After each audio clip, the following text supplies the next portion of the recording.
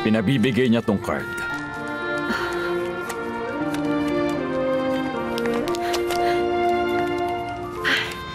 Basahin mo, Rosalinda. Sige na. Bilis. Sige.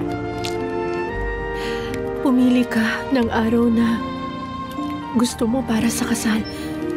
Gusto kong sabihin mo pag nakita tayo sa restaurant. Nagmamahal, Fernando Jose. Ibang klase siya, no? Para bang walang nangyaring gulo. Bigla-bigla siyang magtatanong ng araw ng kasal.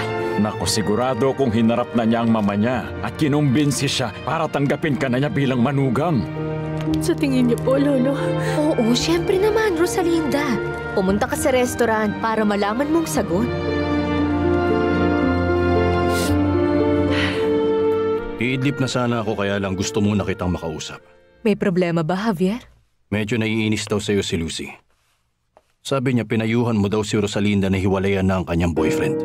Maganda ang intensyon ko kaya ako ginawa yun. Ayoko lang na mas mahirapan siya. Mahirapan ang husto? Bakit naman? Imposible ang pakikipagrelasyon niya dun sa lalaki. Alam ko na mahal nila ang isa't isa.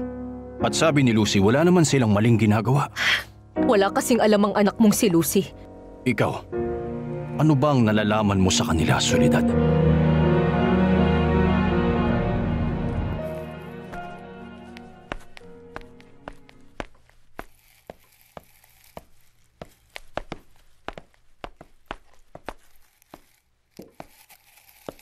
May napili ka ng araw ng kasal natin, mahal ko. Magkaiba sila ng estado sa buhay. Hindi pa ba sapat yun? Kung yun ang pipiliin niya, hindi magiging masaya si Rosalinda kahit na kailan. Nagmamahalan sila. Anong problema? Kailangan nating gawin ang lahat para maghiwalay sila. Tulungan mo ako, Javier. Bakit pinipilit mo, Soledad? Na para bang meron kang tinatagong kung ano? Meron nga ba? Wala. Wala akong tinatago pero alam kong hindi magiging masaya si Rosalinda sa piling ng lalaking yon. Maayos na ang lahat, Rosalinda. Pumayag na si Mama at hindi niya na tayo kukontrahin. Fernando Jose, tanda mo yung araw na nagkakilala tayo? Hindi ko yon makakalimutan. Kung alam ko lang nung araw na yun kung sino ka talaga. Kung hindi ka nagsinungaling sa akin. Ang sabi mo nun, hanap buhay mo pagtugtog ng piano na pinahiram sa'yo ng may-ari nito ang daladala mong kotse. Lahat puro kasinungalingan. Tan, ikaw ang pinakamahal ko, Rosalinda. Wala nang kahit sino o kahit ano na mas mahalaga pa kaysa sa'yo. Yun ang totoo.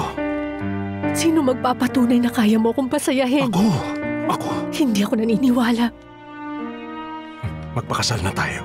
Magpakasal na tayo kaagad at ipapakita ko sa'yo kung paano. Hindi, Fernando Jose. Hindi. Pero Rosalinda, kailangan nating maghiwalay. Natatakot ako magiging mahirap ang buhay ko nakasama ka. Kalimutan mo na.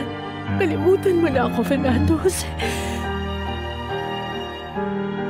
Ako rin. Kakalimutan na rin kita.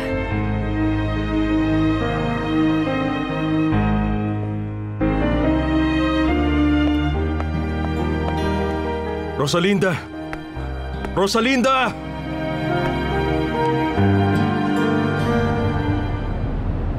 Hi, Soledad. Hindi mo alam kung gaano ako kasayang makita ka. Akala ko nakalimutan mo na ako. Siyempre, bakit naman kita kakalimutan, Kumusta ka Clarita? naman sa labas? Sakto lang naman.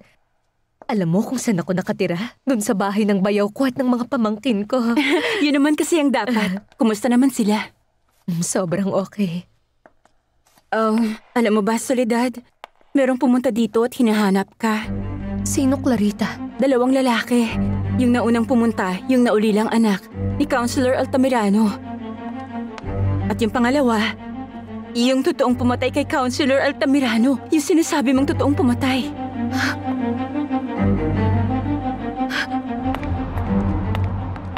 Ang aga mo nakabalik ka. Pinayagan ako ni Lolo Florentino. Papasok ka na ba sa school? Oo, pero meron bang problema? Umuwi muna tayo, sabihin mo sa akin. Halatang may problema ka. Pumunta siya sa restaurant para malaman ang sagot ko. Tapos sinabi kong hindi, Lucy. Kailangan na naming maghiwalay. Teka.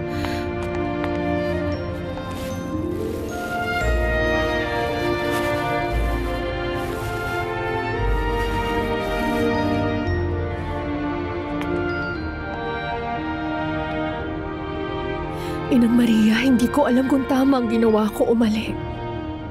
Sobra ako nasasaktan. Pero alam ko po na darating din po ang araw na magiging maligaya rin po ako.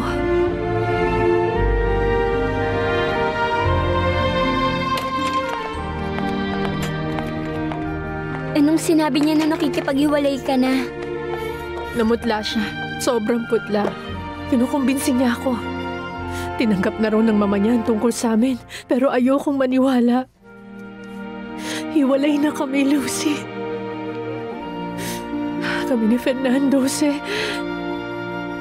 hindi na kami magkakabalikan.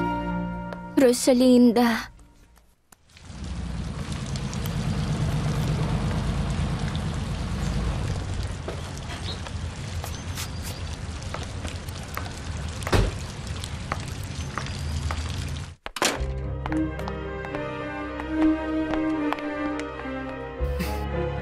Nakausap mo na ang girlfriend mo? Opo. Wala na siyang gusto sa akin. Gusto niya na talagang makipaghiwalay sa akin, Mama. Pero, hindi ibig sabihin nun aalis ka pa rin ng bahay, tama? Hindi ako aalis ng bahay. Pero pupunta muna ako ng Europe ng 5 o 6 na buwan. Hindi. Hindi na yun kailangan. Huwag ka munang magdedesisyon ng basta-basta. Hahanap ako ng paraan para makipag-ayos at makipagbalikan siya sa'yo. Tri-City o Fantastic Chicken Tocino. Hindi na yun kailangan. Huwag ka munang magdedesisyon ng basta-basta. Hahanap ako ng paraan para makipag-ayos at makipagbalikan siya sa'yo. Rosalinda.